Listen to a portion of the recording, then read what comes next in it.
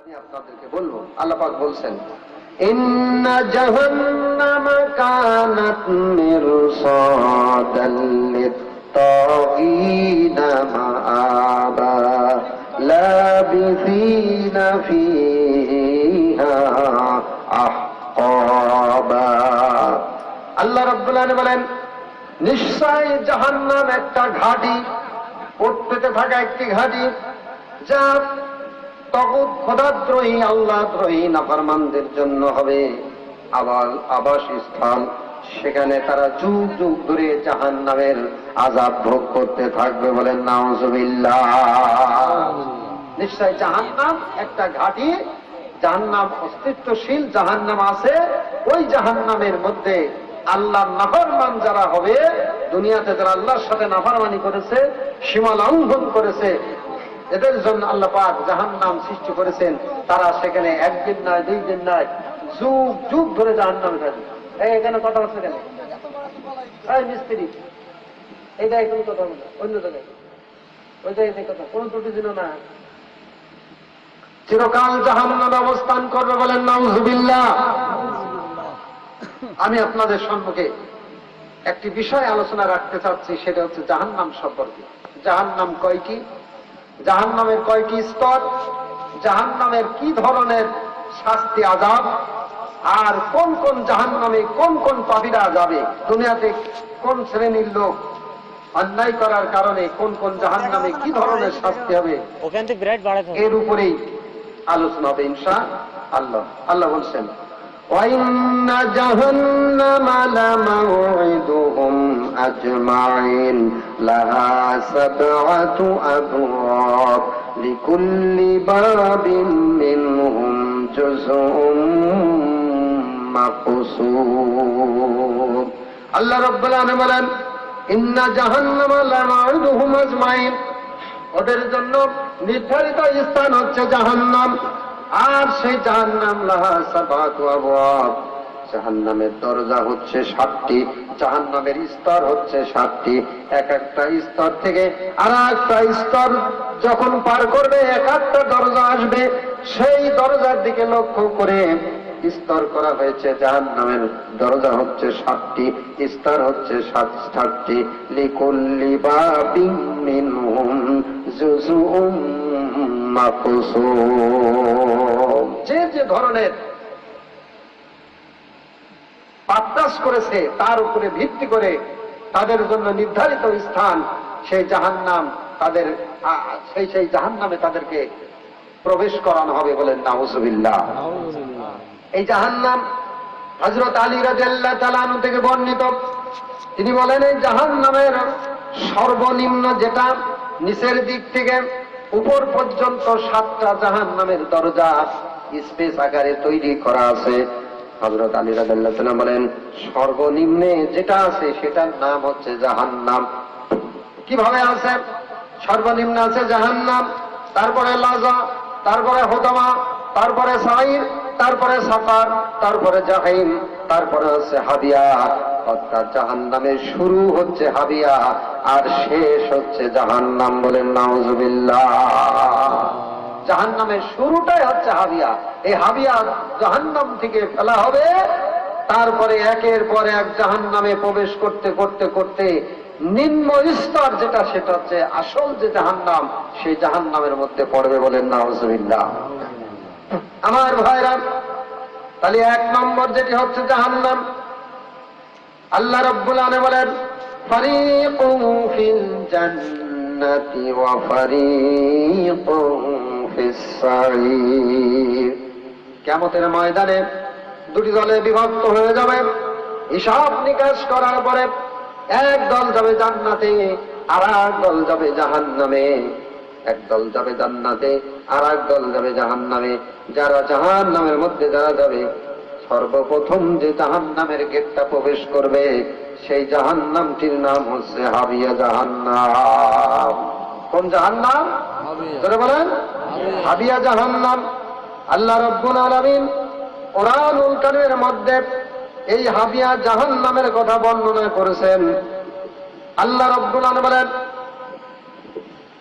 এই জাহান্নামটা এমন একটা জাহান্নাম অন্যান্য জাহান্নামের আযাবের কথা বর্ণনা করা হয়েছে, কিন্তু হাবিয়া জাহান্নামের আগুন এমন দাহিকা শক্তি, এত তীব্র শক্তি যে অন্যান্য জাহান্নামের আগুনটা কিছুটা স্থমিত হবে, কিন্তু হাবিয়া জাহান্নাম এমন একটা জাহান্নাম, ওই হাবিয়া জাহান্নামের আগুন কখনো স্থমিত হবে না, বাড়তেই থাকবে, একের পর এক বাড়তেই থাকবে। বলে নাউযুবিল্লাহ।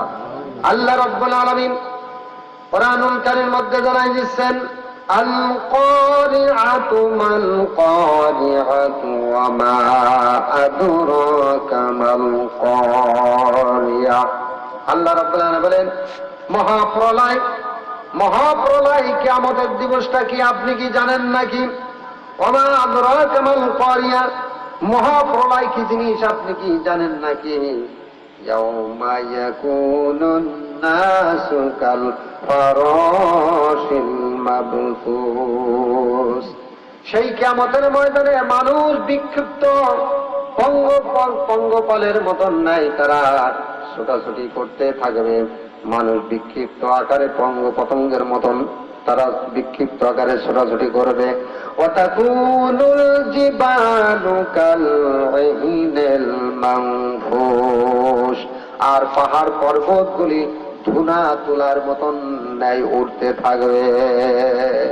বড় বড় পাহাড় পর্বত, এই পর্বতগুলো যেরকম তোষক তৈরি করতে গেলে তুলাকে যেভাবে লাঠিতে ধুনায় ধুলে সেটাকে একেবারে ফিনিশ করে ফেলে, এরকম ধোনা তুলা যেরকম ভাবে উঠতে থাকে, পাহাড় পর্বতগুলো কিয়ামতের ময়দানে এরকম উঠতে থাকবে। আল্লাহু আকবার। এজন্য এই শব্দটা ধোনা তুলার মতন, এই শব্দটা সমাজে মানুষের মুখে ব্যবহার হয় যখন কেউ যদি কোনো অন্যায় কাজ করে বা ভুল করে, সীমালঙ্ঘন করে, তখন লোকে বলে তোকে তুইলু ধুনা করবো, বলে না? বলে না? বলে কিনা যে তুইলু ধোনা করবো, মানে এমন পানিশমেন্ট দেবে, মার দেবে, তখন জ্বালা বুঝতে পারবি। তুলা যেরকম ধনে, এই তুলা যেমন উঠতে থাকে কিয়ামতের ময়দানে পাহাড় পর্বতগুলি প্রকম্পনে কাঁপতে থাকবে, তুলা ধোনার ন্যায় উঠতে থাকবে। বলেন নাউযুবিল্লাহ। এখন আল্লাহ রাব্বুল আলামিন বলেন, এই বিচার ফয়সালার পরে একদল যাবে জান্নাতে আর একদল যাবে জাহান্নামে। ওই কিয়ামতের ময়দানে এক শ্রেণীর লোক যাদেরকে হাবিয়া নামক জাহান্নামে দেয়া হবে। এই হাবিয়া জাহান্নাম, জাহান্নামের সর্বপ্রথম একটা স্তর, এই স্তর দিয়ে শুরু হবে আর নিচ পর্যন্ত জাহান্নাম, লাজা, হুতামা, সাইর, সাকার, জাহিম, হাবিয়া, হাবিয়ার পর হচ্ছে জাহিম। জাহিমে যাওয়ার আগে হাবিয়া দোজখের শাস্তি ভোগ করার পরে জাহিম দোজখে যাবে। আমার ভাইরাম, এই হাবিয়া দোজখটা কেমন, তার ধরন, তার মধ্যে কারা প্রবেশ করবে সে সম্পর্কে আল্লাহ রাব্বুল আলামিন কুরআনুল কারীমের মধ্যে জানাই দিচ্ছেন, ফাম্মা মান ফাকুলাত মাওয়াজিনুহু ফাহুয়া ফি ঈশাতির রাদিয়া। কিয়ামতের ময়দানে মানুষের আমলনামা যখন মাপা হবে, যার আমলের পাল্লা ভারী হবে, আমলের পাল্লা যার ভারী হবে, আল্লাহ রাব্বুল আলামিন তাকে জান্নাত দেবেন। বলেন সুবহানাল্লাহ। আল্লাহ রাব্বুল আলামিন বলেন, ওয়াল ওয়াজনু ইয়াউমা ইদিনিল হাক্কু ফামান ফাকুলাত মাওয়াজিনুহু ফাউলাইকা হুমুল মুফলিহুন। সুবহানাল্লাহ বলেন। আল্লাহ রাব্বুল আলামিন বলেন, যার ওজনের কিয়ামতের ময়দানে অবশ্যই মানুষের ওজনটা মাপা হবে, পরিমাপ করা হবে, যার ওজনের পাল্লা ভারী হবে, আল্লাহর সন্তুষ্ট চিত্রে ওই লোক আল্লাহর জান্নাতে যাবে, আর তারাই হচ্ছে সফল কাম। বলেন সুবহানাল্লাহ। যার আমলটা ভারী হবে, নেকির পাল্লা ভারী হবে, সেই আল্লাহর জান্নাতে যাবে। এবার আল্লাহ পাক বলেন, ওয়া আম্মা মান খাফফাত মাওয়াজিনুহু ফাউম্মুহু হাওিয়া। আল্লাহ রাব্বুল আলামিন বলেন, যার নেকির পাল্লা হালকা হবে, যার আমলের পাল্লা হালকা হবে, তার জন্য ফাউম্মুহু হাওিয়া, তার আশ্রয়দায়িনী মা হবে হাবিয়া জাহান্নাম। হাবিয়া জাহান্নাম। ওমা আদরাকা মা হাবিয়া। আল্লাহ রাব্বুল আলামিন বলেন, হে নবী আপনি কি জানেন হাবিয়া জাহান্নামটা কেমন? আপনি কি জানেন? এই হাবিয়া হাওয়া শব্দ থেকে উৎপত্তি, যার আবিধানিক অর্থ হচ্ছে উপর থেকে নিম্নের দিকে পতিত হওয়া। জাহান্নামীকে যখন ধরা হবে, জাহান্নামীকে উল্টা করে জাহান্নামের মধ্যে ফেলে দেয়া হবে। উপর দিকে পড়তে পড়তে পড়তে পড়তে গড়াতে গড়াতে গড়াতে জাহান্নামের নিম্ন তলদেশে চলে যাবে। বলেন নাউজুবিল্লাহ। এজন্য হাওয়া, হাওয়া শব্দ থেকে, এই শব্দের উৎপত্তি হাবিয়া, যার আবিধানিক অর্থ উপর থেকে নিম্নের দিকে পতিত হওয়া। আল্লাহ পাক বলেন, যার নেকির পাল্লা হালকা হবে, আমল কম হবে, যে ইবাদত বندگی করেনি, নামাজ রোজা ইসলামের কোন হুকুম পালন করেনি, খাও দাও ফুর্তি করো, নো চিন্তা নো ফুর্তি, খাও দাও ফুর্তি করো, আগামীকাল বাঁচতে পারো, এরকম ভাবে নানান উক্তি যুক্তি দিয়ে অবহেলা করে কাটিয়েছে, এই ব্যক্তির জন্য হাবিয়া জাহান্নাম তার জন্য নির্ধারিত। বলেন নাউজুবিল্লাহ। আল্লাহ রাব্বুল আলামিন বলেন, ومن خفت موازينه فأولئك الذين خسروا أنفسهم بما كانوا بآياتنا يظلمون। যার নেকির পাল্লা হালকা হবে, সে নিজে অবশ্য সে খাসার হবে, ক্ষতিগ্রস্ত করে নিজেকে সে ক্ষতিগ্রস্ত করেছে। তার কারণ সে আমার আয়াতকে উপরে জুলুম করেছে, আল্লাহর আয়াতকে অস্বীকার করেছে, কোরআনের আইনকে সরাসরি যে অমান্য করবে তার ঠিকানা হবে জাহান্নাম। বলে নাউজুবিল্লাহ। কোরআনের আয়াতকে, আল্লাহর বিধান, কোরআন সুন্নাহর আইন যে প্রতিষ্ঠিত করতে বিরোধিতা করবে, বাধা প্রদান করবে, তার ঠিকানা হচ্ছে জাহান্নাম। বলেন নাউজুবিল্লাহ। আর ভাইরা, আল্লাহ রাব্বুল আলামিন বলেন, ওমা আদরাকা মা হিয়া। হে নবী আপনি কি জানেন হাবিয়া জাহান্নামটা কেমন? আপনি কি জানেন? নাহারুন হামিয়া, তা হচ্ছে উত্তপ্ত অগ্নি, জ্বলন্ত অগ্নি, এমন আগুন যা নিভবে না। বলেন নাউজুবিল্লাহ। নিভাবার উপক্রম নিহারের কোন প্রশ্ন আসে না, এই হাবিয়া জাহান্নাম। আল্লাহ রাব্বুল আলামিন বলেন, এই হাবিয়া জাহান্নামটা হবে তার জন্য আশ্রয় দেয়নি মা। কেমন হবার মার কথা বললেন কেন? জাহান্নামের আগুন আবার মা কেমন হয়? তাফসীরের মধ্যে আসতেছে, নবজাতক শিশু যেমন মায়ের পেটের মধ্যে যেমন ভাবে আগলিয়ে থাকে, ইন্টারসেপ্টর কেয়ারের মধ্যে যেমন থাকে, মার কোল থেকে, মায়ের পেট থেকে বিচ্ছিন্ন যেমন হয় না, গণ্ডির মধ্যে মায়ের পেটের মধ্যে যেমন ভাবে থাকে, এই হাবিয়া জাহান্নামের মধ্যে ওই যারা দুনিয়াতে আল্লাহর আইনের বিরোধিতা যারা করেছে আর নেকির পাল্লা যাদের হালকা হয়েছে, এমন বান্দা বান্দির জন্য রয়েছে জাহান্নাম, হাবিয়া দোজখ। বলেন নাউজুবিল্লাহ। যারা সরাসরি কোরআন সুন্নাহর আইনের বিরোধিতা করবে, বিমা কানু বিআয়াতিনা ইয়াজলিমুন, আমার আয়াতের প্রতি যারা জুলম করবে, অত্যাচার করবে, অস্বীকার করবে, বিরোধিতা করবে, আল্লাহ পাক তাদের জন্য রেখেছেন হাবিয়া জাহান্নাম। বলেন নাউজুবিল্লাহ। আমার ভাইরা, সে হাবিয়া জাহান্নামটা আবার কেমন আগুন? আল্লাহ রাব্বুল আলামিন এই জাহান্নামকে তৈরি করলেন, করার পরে আগুন তৈরি করলেন। আগুন তৈরি করার কারণে এই দুনিয়ার আগুনের থেকে জাহান্নামের আগুনের তেজ হচ্ছে 70 গুণ বেশি। বলেন নাউজুবিল্লাহ। কয় গুণ? জোরে বলেন। 70 গুণ তেজস্ক্রিয়া, তেজস্বী আগুন। এই আগুনকে আরো বহুগুণ বৃদ্ধি করার জন্য পুরানো হলো, তাপ বৃদ্ধি করার জন্য আগুন দিয়ে আগুনকে পোড়ানোর জন্য চার্জ দেওয়া হলো, ভোল্ট বাড়ানো হলো। 1000 বছর ধরে জ্বালানোর পরে আগুনের রং হয়ে গেল সাদা রং। আবার 1000 বছর ধরে জ্বালানো হলো, আগুনের রং হলো লাল রং। আবার 1000 বছর ধরে জ্বালানো হলো, আগুনের রং হলো কালো রং। করে বলেন নাউজুবিল্লাহ। এজন্য কোন মানুষকে যখন আগুনের মধ্যে যখন ফেলে দেওয়া হয়, সেটা পুড়ে যাওয়ার পরে তার রং হয়ে যায় কালো রং। জোরে বলেন ঠিক কিনা?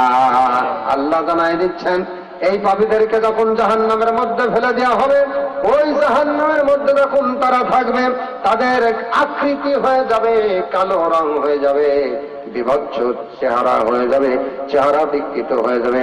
তালফাহু উজুহাহুমুন নার, তাদের মুখমণ্ডল গায়ের চামড়াগুলো জ্বলে জ্বলে পড়ে বিভৎস চেহারা হয়ে যাবে। বলেন নাউজুবিল্লাহ।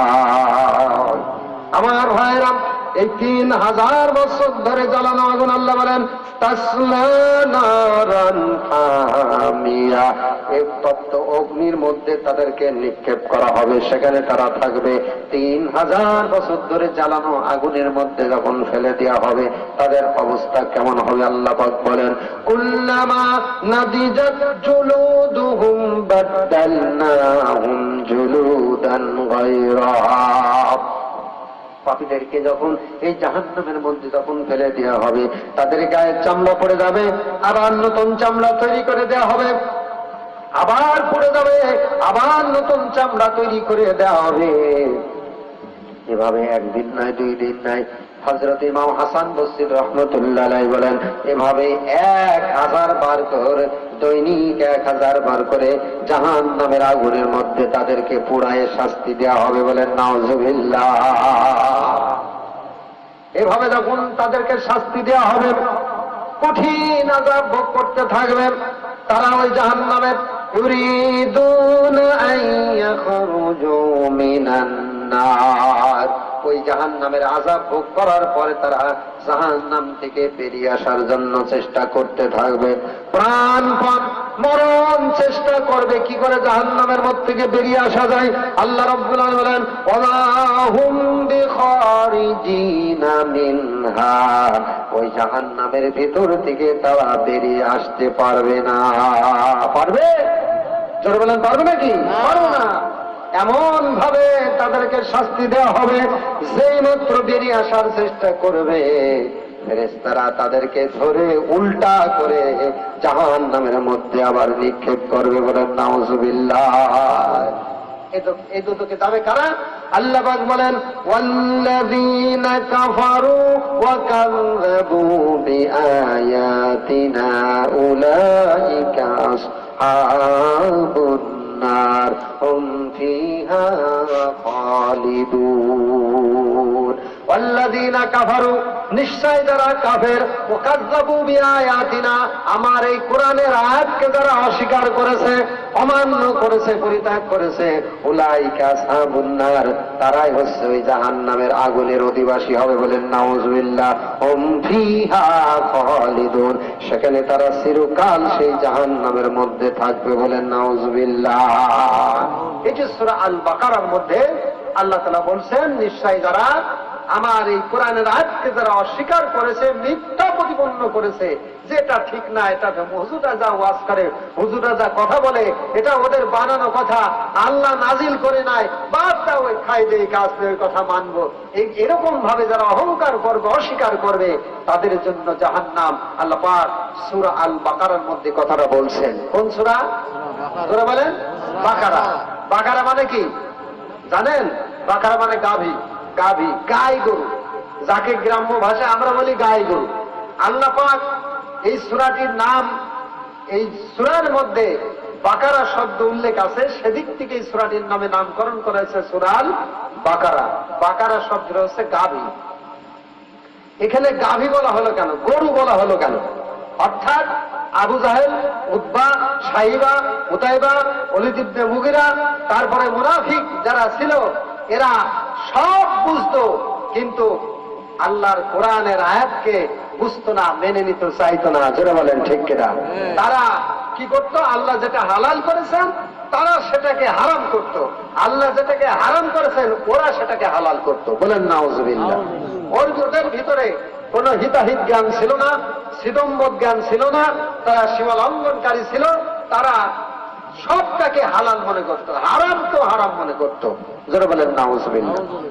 এখন গরু, গাভী, গাভীও কিন্তু ওর কাছে কোনো হালাল হারাম নাই। যারা বলেন ঠিক কিনা?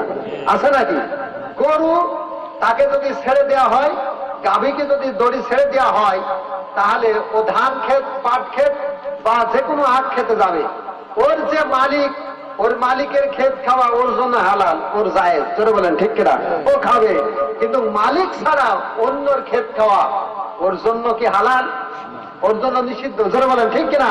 কিন্তু ও ছাড়া পাওয়ার পরে ওর মালিকের ক্ষেত খাওয়াও যেমন হালাল মনে করে, অন্যর ক্ষেত খাওয়াটাকেও হালাল মনে করে।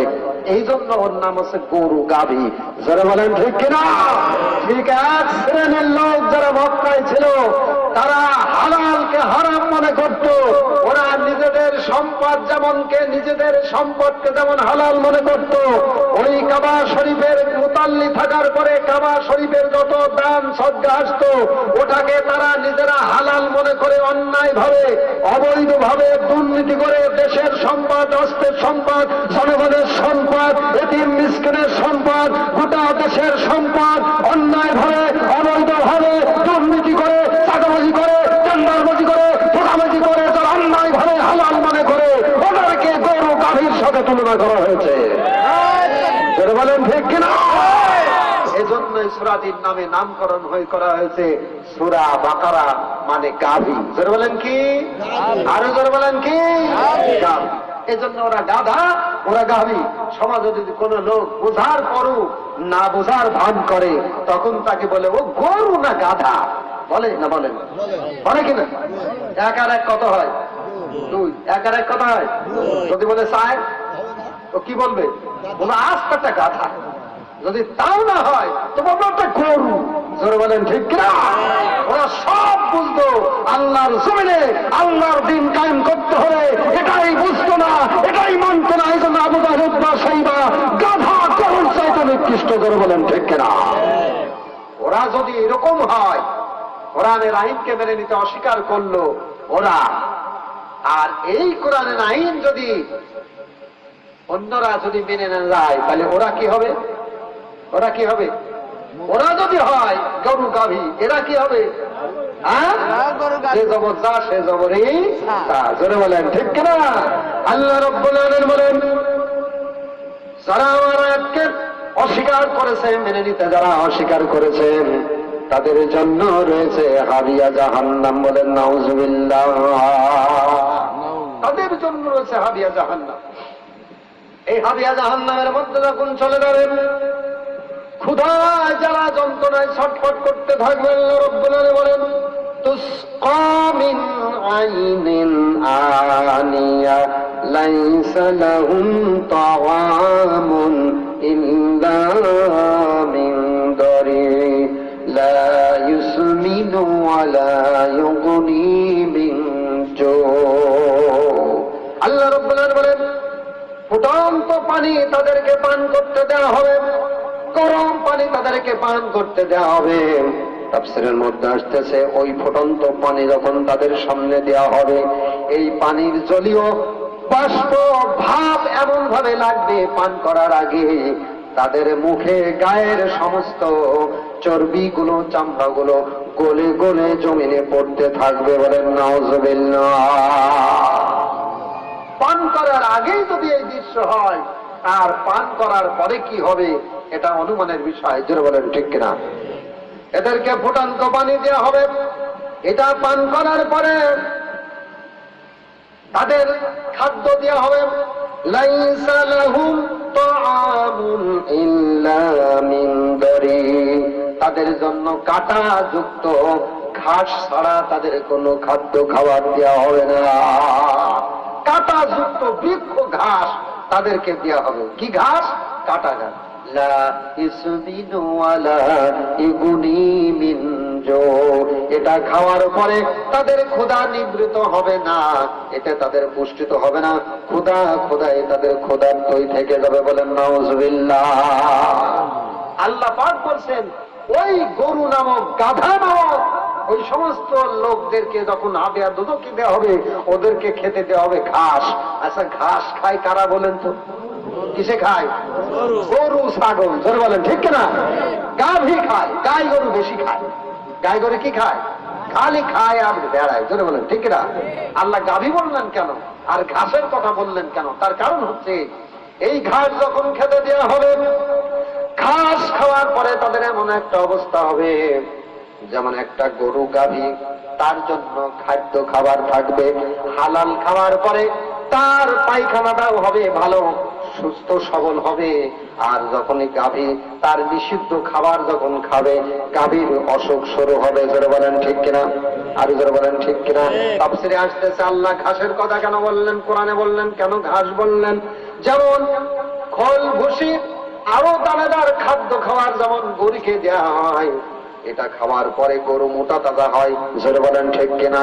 কিন্তু যখন জলোচ্ছ্বাস বন্যা হয়ে যায়, চতুর্দিকে শুধু পানি থই থই করে, গাছপালা বিল্ডিং এবং মাঠের উদ্ভিদ ফসলগুলো যখন ডুবে যায়, চতুর্দিকে পানি থই থই করে, ওই পানি যখন থই থই করে ঘাসগুলো ডুবে যায়, আর ধান পাট গুলো যখন ডুবে যায়, পানি থই থই করার পর দেখবেন এক ধরনের ঘাস ওই মাথা পানির ভিতর দিকে উপরে উঠার জন্য চেষ্টা করে। বড় বড় ঘাস মাথা এরকম নড়াতে থাকে, বড় বড় ঘাস হতে থাকে। এই ঘাসকে আমাদের এলাকায় আমরা বলি টুবা ঘাস বা আড়াল ঘাস। জোরে বলেন ঠিক কিনা? আড়াল ঘাস বলে কিনা? পানির ভিতর থেকে বড় বড় ঘাস উপরে উঠে দেখবেন নড়তে থাকে, বাতাসের সাথে নড়তে থাকে, মোটা মোটা ঘাস হতে থাকে। এই ঘাসকে বলা হয় আড়াল ঘাস। খোল দানা ভুসি খাওয়ার কারণে গরু সুস্থ সবল মোটা তাজা হয়। কিন্তু হঠাৎ করে যদি একদিন কোনো গাভী যদি ওই ওই টুবা ঘাস খায়, ওই আড়াল ঘাস খায়, আড়াল ঘাস খাওয়ার কারণে তার পাতলা পায়খানা হয়। যারা বলেন ঠিক কিনা? তার কারণ হচ্ছে গরুর জন্য গাভীর জন্য ওই ঘাস তার জন্য খাওয়া নিষিদ্ধ। যারা বলেন ঠিক কিনা? আড়াল ঘাস টুবা ঘাস তার জন্য খাওয়া যেমন নিষিদ্ধ, সে খাবে দানাদার খাদ্য, খোল ভুসি বিচুলি ইত্যাদি খড় কুটা খাবে। কিন্তু টুবা ঘাস আড়াল ঘাস খাওয়া তার জন্য যেমন নিষিদ্ধ, হারাম, অনুরূপ ভাবে এই হালাল খাওয়ার পরেও কোনো মোটা তাজা হয়। আর যখন নিষিদ্ধ ঘাস যখন খায় তখন তার পাতলা পায়খানা হয়। গরুর যখন পাতলা পায়খানা হয় তখন বলে গরু ফেরায়। কি বলে? আপনারা কি বলেন? ফেরায়। ওই চাপাই নবগঞ্জ ওয়াজ করলাম, ওরা বলছে ফেরায়। আমরা আমাদের এলাকার লোক বলে ভেড়ায়, আর ওরা বললো ফেরায়। তো একই জিনিস। জোরে বলেন ঠিক কিনা? আর ভাইরা, তাহলে নিষিদ্ধ ঘাস খাওয়ার পরে দেখবেন গরু ভেড়ায় ফেরায়। আল্লাহ রাব্বুল আলামিন বলেন, যারা আমার কোরআনের আয়াতকে যারা অমান্য করে, হালালকে হারাম মনে করে, সুদ খায়, ঘুষ খায়, দুর্নীতি করে, চাঁদাবাজি করে, দেশের সম্পদ, জনগণের সম্পদ অন্যায় ভাবে জবরদখল করে যারা খাবে, এরকম হারাম খাওয়ার পর জাহান্নামের মধ্যে ওই হারাম খোররা এমন পাতলা পায়খানা হবে, গরুর ভেড়ানি শুরু হবে। ধরে বলেন ঠিক কিনা? আল্লাহ রাব্বুল আলামিন জন্য বলেন, وأمه هاوية وما أدراك ما هي نار حامية। যাদের নেকির পাল্লা হালকা হবে আর সরাসরি যারা কোরআনের আয়াতকে যারা অমান্য করবে তাদের জন্য হবে এই জাহান্নাম আশ্রয় দেয়নি। মাঝরে বলেন নাউজুবিল্লাহ। আল্লাহ রাব্বুল আলামিন এবার দ্বিতীয় জাহান্নামটা যেখানে গেছেন, জাহিম নামক জাহান্নাম। ওই জাহান্নামের নাম কি? জাহিম। তার আগে আমি যে বিষয়টা আপনাদেরকে আলোচনা করতে চাই সেটি হচ্ছে, আল্লাহ পাক বলেন এই জাহান্নামে কিয়ামতের ময়দানে আমলটাকে মাপা হবে। কেমন ভাবে মাপা হবে? আল্লাহ তাআলা কোরআনে বলেন, মান জাআ বিল হাসানাতি ফালাহু আশরু আমসালিহা। আল্লাহর খুশির জন্য যদি কেউ একটা পুণ্যের কাজ করে, নেকির কাজ করে, ওই একটা নেকিকে আল্লাহ পাক আরো 10 গুণে বাড়িয়ে দেয়। বলেন সুবহানাল্লাহ। কয় গুণ? জোর হলো না? আর একবার। আবার বলা আছে যদি 10 গুণ হয় তাহলে নেকির পাল্লা মাপা হবে। যদি সংখ্যায় হয় তবে মাপার প্রয়োজন কি? তাহলে নেকিটা কেমন হবে? তাফসীরের মধ্যে আসতেছে, আল্লামা সুহাইলি রাহমাতুল্লাহ আলাইহি বলেন, কিয়ামতের ময়দানে আল্লাহ পাক এই নেকির পাল্লাকে একটা জড় পদার্থ, জড় একটা দেহের আকৃতিতে ধারণ করে সেটা মাপা হবে। একটা জড় পদার্থ ধারণ করে সেটাকে মাপা হবে। সেই জড় পদার্থটা আবার কেমন হবে? হাদিসের মধ্যে আসতেছে, আল্লাহ রাসূল সাল্লাল্লাহু আলাইহি সাল্লামে তার জীবদ্দশায় একদিন একটা জানাজা, মানুষের জানাজা দাফন কাজ করতে গিয়ে আল্লাহর নবী ফজিলত বর্ণনা করছে। বলছেন, যদি কোনো মানুষ কোন ইমানদার যদি ইন্তেকাল করে, তার জানাজায় যদি কেউ জানাজায় শরীক হয়, জানাজার নামাজ পড়ে, আল্লাহ নবী বলেন তার আমল নামায় 1 কিরাত সওয়াব দেওয়া হয়। বলেন সুবহানাল্লাহ। কয় কিরাত? বলেন কয় কিরাত? এবার আল্লাহ নবী বললেন, কোন ইমানদার মানুষকে দাফন কাজ করার পরে, জানাজা করার পরে যদি তার কবরের মধ্যে মাটফুল করে দেওয়ার পরে মাটি যখন দেয়, মিনহা খালাকনাকুম বলে একবার, ওয়া ফিহা নুঈদুকুম বলে আরেকবার, ওয়া মিনহা নুখরিজুকুম তারাতান উখরা বলে 3 বার মাটির মধ্যে দেওয়া হয়। এই মাটি থেকে তোমাকে তৈরি করা হয়েছে, এই মাটির মধ্যে তোমাকে রেখে দিলাম, এই মাটি থেকে তোমাকে আবার জিন্দা করা হবে। বলেন সুবহানাল্লাহ।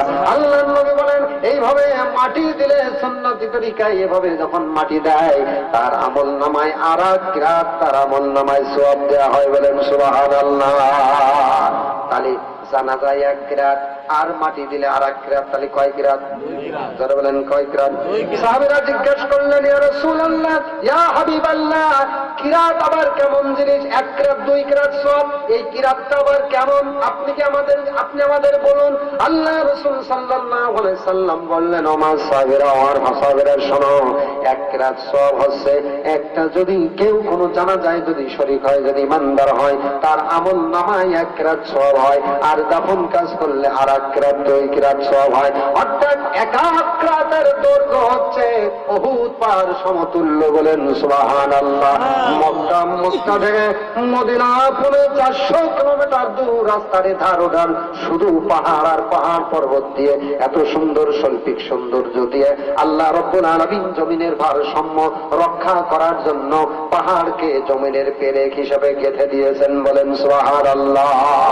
মক্কা থেকে মদিনায় যাওয়ার পরে এই মদিনার চতুর্দিকে এই পাহাড়টি মদিনার বহিঃশত্রু থেকে আক্রমণ থেকে হেফাজত করার জন্য মদিনা শহরকে ঘিরে রেখেছে। বলেন সুবহানাল্লাহ। হাদিসের মধ্যে আসতেছে, এই উহুদ পাহাড় সমতুল্য, এই উহুদ পাহাড়ের একটা শাখা প্রশাখা হচ্ছে 3 মাইল পর্যন্ত লম্বা। কয় মাইল? চল হলো না, 3 মাইল। 3 মাইল পর্যন্ত লম্বা। তাহলে 1 রাত যদি জানাজা করার কারণে তার আমল নামায় 1 রাত সওয়াব হবে, অর্থাৎ 3 মাইল লম্বা সওয়াব হবে। ওই পাহাড়ের ওয়েট, ওই পাহাড়ের ভারী, কিয়ামতের ময়দানে উহুদ পাহাড়ের মতন বড় বড় পাহাড় আমলের পাল্লা মাপা হবে। বলেন সুবহানাল্লাহ। কেউ যদি জানাজায় শরীক হয়, দাফন কাজ করে, আল্লাহ নবী বলেন তার আমল নামায় আরেক রাত, অর্থাৎ আরেকটা উহুদ পাহাড় সমতুল্য সওয়াব তার আমল নামায় দেওয়া হবে। এজন্য আমরা যারা নেকির কাজ করি ও সওয়াবের কাজ করি, আপনার আমার সমস্ত নেকিগুলো সব ওই জড় পদার্থ পাহাড়ের ন্যায় আকৃতি ধারণ করে আমলের পাল্লায় স্থাপন করা হবে। বলেন সুবহানাল্লাহ। যদি আমলের পাল্লা ভারী হয়, আল্লাহ রাব্বুল আলামিন বলেন তার জন্য জান্নাত। আর আমলের পাল্লা যদি খারাপ হয়ে যায়, যদি পাল্লা হয় হালকা হয়, তার জন্য রয়েছে হাবিয়া জাহান্নাম। বলেন নাউযুবিল্লাহ। আল্লাহ রাব্বুল আলামিন বলেন, ওয়াত্তাকুন নারাল্লাতী ওয়াকুদুহান নাস ওয়াল হিজার উইদ্দাত লিল কাফিরিন। আল্লাহ রাব্বুল আলামিন বলেন, ওয়াত্তাকুন নার, ওই জাহান্নামের আগুনকে ভয় করো। কোন আগুন? যে আগুনটা 3000 বছর ধরে জ্বালানো আগুন, ওই আগুনকে তোমরা ভয় করো। আল্লাহ ওয়াকুদুহান নাস ওয়াল হিজারা, যার ইন্ধন হবে, যার আগুন হবে মানুষ আর পাথর। মানুষ আর পাথর। মানুষের কথা এজন্য বলা হলো যে এই মানুষ লা ইয়ামুতু ফিহা ওয়ালা ইয়াহইয়া, সেখানে মরবেও না আবার বাঁচবেও না, এমন একটা অবস্থায় থাকবে মানুষের গায়ে আগুন লাগলে তার চর্বি চামড়াগুলো পুড়ে একের পর এক দাও দাও করে পুড়তে থাকবে, কিন্তু শেষ হবে না। আর পাথর এমন একটা পদার্থ, এমন একটা জিনিস যে এই পাথরের মধ্যেও আগুন লুকায় থাকে। বলেন সুবহানাল্লাহ। আগুনটা আবিষ্কার হয়েছে পাথর থেকে। বৈজ্ঞানিকরা আদি যুগের কথা, আদি যুগের ইতিহাস বলে তারা একটা পাথর আর একটা পাথরের সাথে ঘর্ষণ দিলে কি বের হয়? আগুন বের হয় না? হয় না? বের হয়। খড়ির আগুন নেভে যায়, কয়লার আগুন নেভে যায়, কিন্তু একবার যদি পাথরের গায়ে যদি আগুন লেগে যায়, ওই আগুন কশিন কালেও সেই আগুন আর নেভবে না। এজন্য মানুষ আর মানুষের গায়ে আগুন ধরে গেল, নেভবে না, এরকম নিভবে না। মানুষ আর পাথর জাহান্নামের খড়ি হবে, এই আগুনের মধ্যে আযাব ভোগ করতে থাকবে। যারা বলেন নাউযুবিল্লাহ। আল্লাহ জন্য বলছেন ইয়া আইয়ুহাল্লাযীনা আমানু কু আনফুসাকুম ওয়া আহলিকুম নারা। হে বান্দারগণেরা, তোমরা নিজে জাহান্নামের আগুন থেকে বাঁচো এবং অপরকে বাঁচাও। আল্লাহ যেন সে তৌফিক দান করেন। জোরে বলেন আমিন। জিকির করেন সুবহানাল্লাহ, আলহামদুলিল্লাহ, লা ইলাহা ইল্লাল্লাহ, আলহামদুলিল্লাহ, লা ইলাহা ইল্লাল্লাহ, সুবহানাল্লাহ, আলহামদুলিল্লাহ, লা ইলাহা ইল্লাল্লাহ, লা ইলাহা ইল্লাল্লাহ, মুহাম্মাদুর রাসূলুল্লাহ সাল্লাল্লাহু আলাইহি ওয়াসাল্লাম।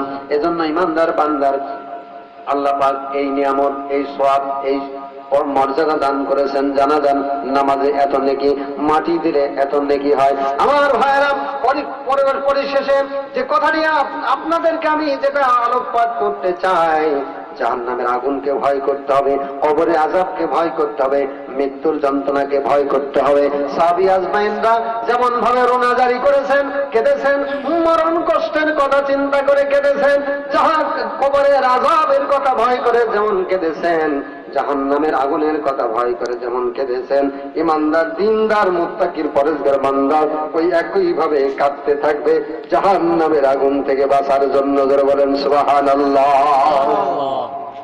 হযরত খাদিজা রাদিয়াল্লাহু তাআলা আনহা, আল্লাহ রাসূল সাল্লাল্লাহু আলাইহি সাল্লাম একদিন মা খাদিজাতুল কুবরা রাদিয়াল্লাহু তাআলা আনহাকে কবরে আযাব সম্পর্কে, পরকালের আযাব সম্পর্কে যখন কথা বর্ণনা করতে লাগলেন, এই মানুষকে যখন কবরে রেখে দেওয়া হয়, রাখার পরে যখন মন কান্নাকে এসে মার রব্বুকা মান দীনুকা মান নবিয়ুকা এভাবে যখন প্রশ্ন করতে থাকে, সঠিক যারা জবাব দিয়ে দেয় তাদের জন্য একটা সুন্দর বিছানা তৈরি করে দেওয়া হয়। জান্নাত থেকে তার কবর নামক জায়গা সুড়ঙ্গ রাস্তা করে দেওয়া হয়। সব ধরনের রিজিক, সব ধরনের নিয়ামত ভোগ করতে থাকে। বলেন সুবহানাল্লাহ। আর যার ঠিকানা জাহান্নামে যাবে, মৃত্যুর পূর্বে ওই জাহান্নামী ব্যক্তিকে জাহান্নামের দৃশ্যটা দেখে দেওয়া হবে। তার কবর থেকে জাহান্নাম পর্যন্ত একটা সুড়ঙ্গ রাস্তা থাকবে, সে রাস্তার ভিতর দিয়ে সে জাহান্নামের আযাব তার দেহের মধ্যে আসতে থাকবে। যারা বলেন নাউযুবিল্লাহ। এত কঠিন জায়গা।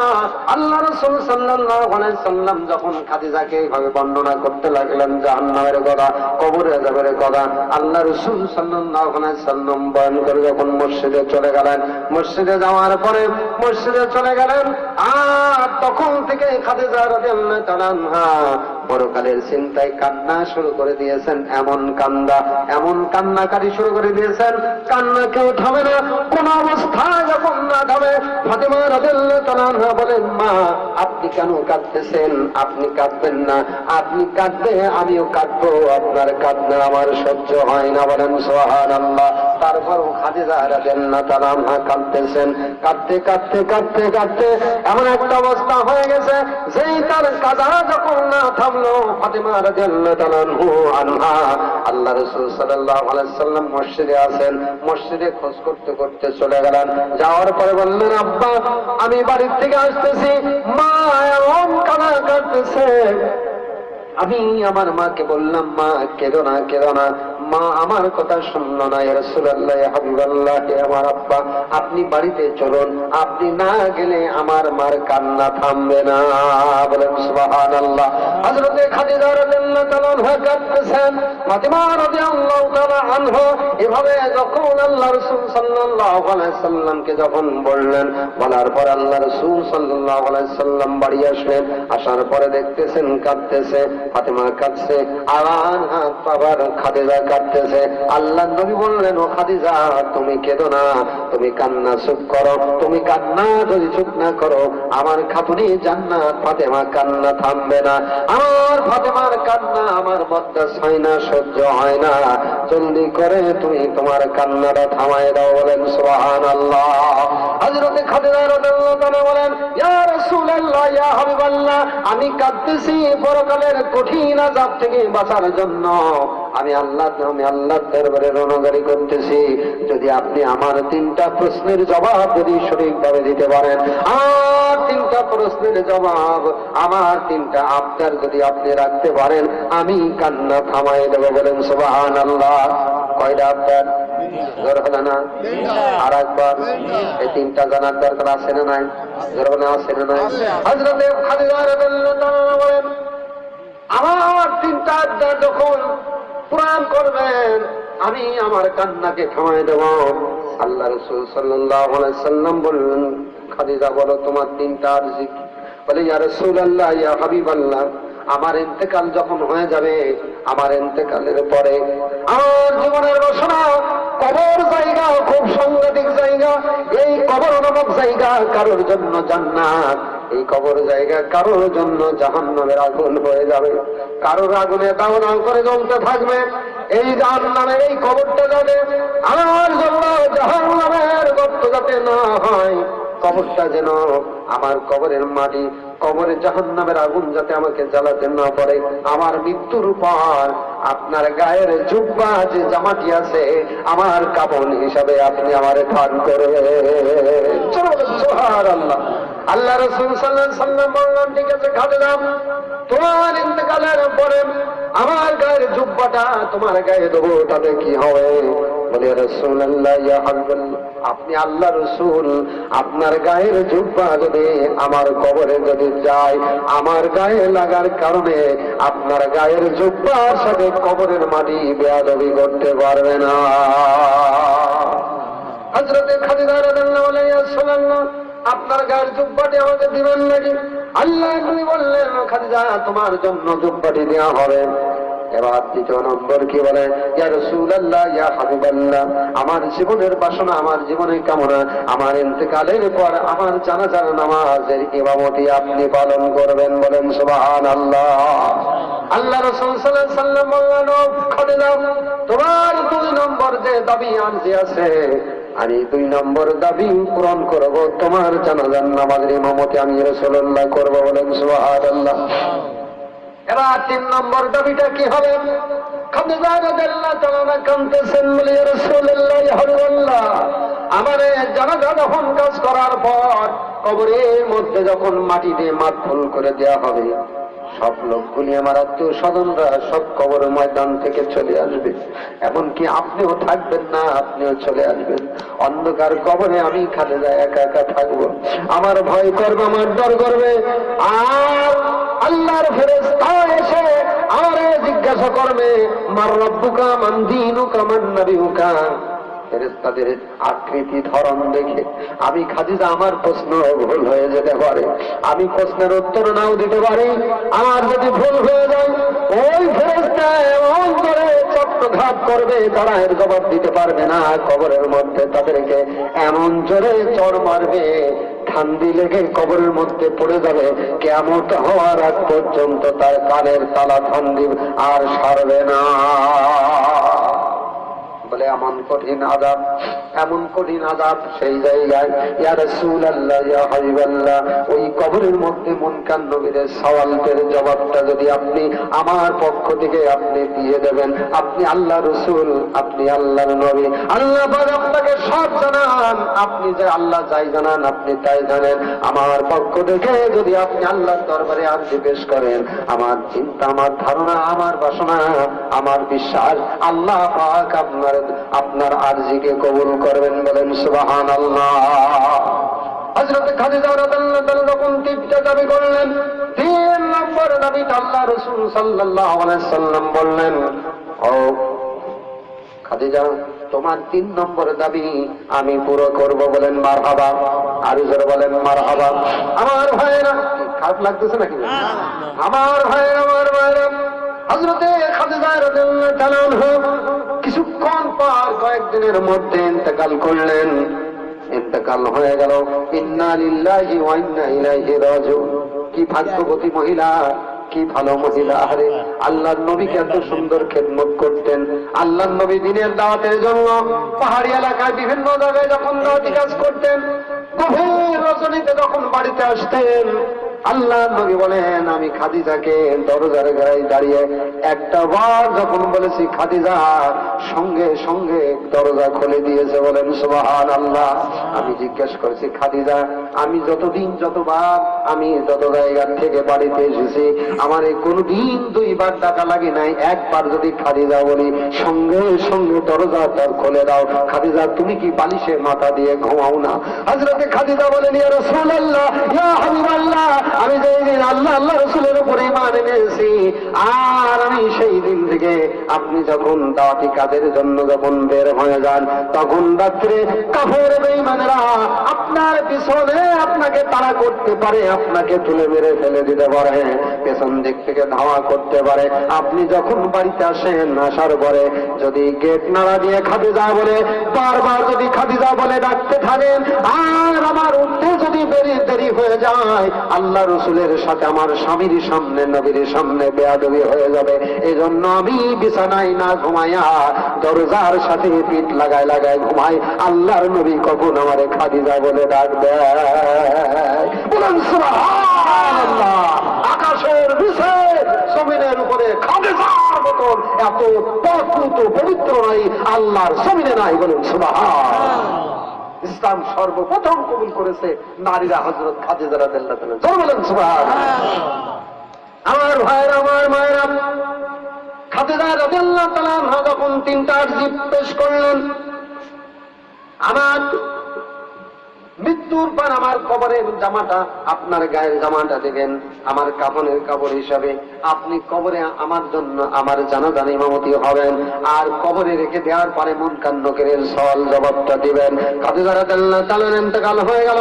আল্লাহ রাসূল সাল্লাল্লাহু আলাইহি সাল্লাম নিজের গায়ের কোটটা বা জামাটা খুলে দিলেন। জামা মুবারকটা খুলে দেওয়ার পরে খাদিজা রাদিয়াল্লাহু তাআলা আমার গায়ের জানাজার কাফনের কাপড় বানাই দিলেন। বলেন সুবহানাল্লাহ। তাকে ধৌত দিয়ে, গোসল দিয়ে, পর্দার সাথে তারে নবী সাল্লাল্লাহু আলাইহি সাল্লামের গায়ের জামা, তার কাফন তৈরি করে দেওয়ার পরে এবার আল্লাহর নবী সাল্লাল্লাহু আলাইহি সাল্লাম তার জানাজার নিজের ইমামতি করলেন। বলেন সুবহানাল্লাহ। আল্লাহর নবী নিজে ইমামতি করলেন। তাহলে জানাজা নামাজ পড়ার পর যখন কবরের ময়দানে, যখন তাকে জান্নাত, যখন গোরস্থান কবর ময়দানে যখন নিয়ে যাওয়া হলো, যাওয়ার পরে কবরের মধ্যে যখন মাথুল করে দেওয়া হবে, আল্লাহর নবী বলেন, ও আসহাবী, তোমরা আমার খাদিজার মুখটা, তার দেহটা, তার মুখমণ্ডলটা খানায় কাবার দিকে দিয়ে দাও। বলেন সুবহানাল্লাহ। আমার ভাইরা, আমার মায়েরা, খাদিজা রাদিয়াল্লাহু তাআলা আনহার যখন মাথাটা ঘোরাতে যায়, আর ঘোরে না, সোজা আসমানের দিকে খাড়া হয়ে থাকে, ডান দিকে কাজ হয় না, হয় না তো হয় না, এমন শক্ত হয়ে গেছে, তার মুখটা আসমানের দিকে হয়ে গেছে। সুন্নতি তরিকায় যদি কোনো মানুষকে, ইমানদারকে কবরের মধ্যে রাখা হয়, আমরা বলি তার কবরটা কিবলামুখী দেয়া হোক, পশ্চিম দিকে হোক। যারা বলেন ঠিক কিনা? না পূব দিকে দেয়? কোন দিকে দেয়া হয়? আর ভাইরা কিতাবের মধ্যে আসছে, এক কাফন চোরকে জিজ্ঞাসা করা হয়েছে, আমি 1000 লোকের কাফন চুরি করেছি, শুধুমাত্র একটা বারে 999 জন লোককে দেখেছি তার মুখটা বাম দিকে হয়ে গেছে। বলেন নাউযুবিল্লাহ। তার কারণ সারা জীবন যারা বামপন্থী আন্দোলন করবে, কবরে গেলে তাদের মুখ বাম দিকে হবেই হবে। বলেন নাউযুবিল্লাহ। বলেন ঠিক না? আর যারা ডানপন্থী থাকবে, ইসলামের পন্থে থাকবে, তাদের মুখ ডান দিকে হবে।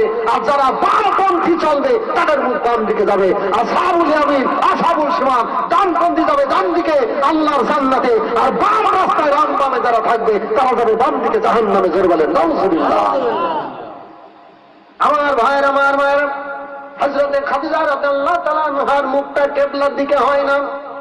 সাহাবীরা বলে, ইয়া রাসূলুল্লাহ, ইয়া হাবিবাল্লাহ, বারবার চেষ্টা করতেছি, খাদিজার মুখটা ডান দিকে চাই না, কিবলার দিকে হয় না, হচ্ছে না, কেনই হচ্ছে না?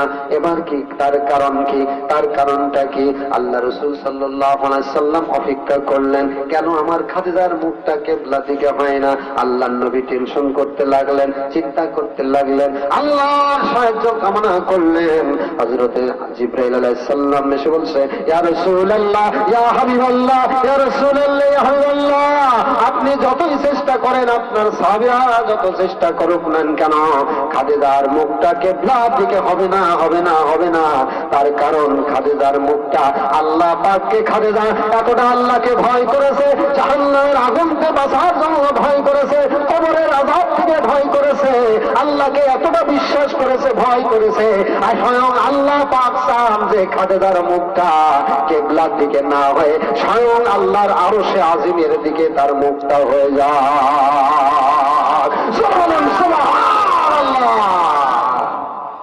আল্লাহকে যদি ভালোবাসা হয়, আল্লাহ বলছে, আল্লাহর স্বয়ং আল্লাহ সিদ্ধান্ত দিচ্ছেন, খাদিজা আল্লাহকে এত মহব্বত করেছে, এত ভালোবাসা গেছে, খাদিজার মুখটা আরশের দিকে, আসমানের দিকে, আরশের দিকে হয়ে থাকছে। বলেন সুবহানাল্লাহ। এই অবস্থায় খাদিজা যখন